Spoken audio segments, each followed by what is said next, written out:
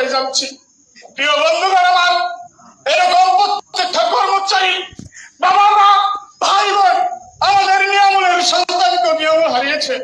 প্রত্যেকটা বাবা মার সন্তান পিতার কাঁধে সন্তানের লাশ, আবার সন্তানের কাঁধে আপনার বাবা মায়ের লাশ সন্তানের কাঁধে। চিকিৎসার বিনা চিকিৎসায় আমার অনেক বাবা মা মারা যাচ্ছে, আমার অনেক সন্তান মারা যাচ্ছে। আমরা পেটের দুঃখে, পেটের ক্ষুধায় চাকরি করতে এসেছি। এই রাষ্ট্রের প্রজাতন্ত্রের কর্মচারীরা আমরা 11 বছর আমরা যদি পে স্কেল বঞ্চিত হয়েছি। ভাই আমার চোখের পানি, দুঃখে কষ্টে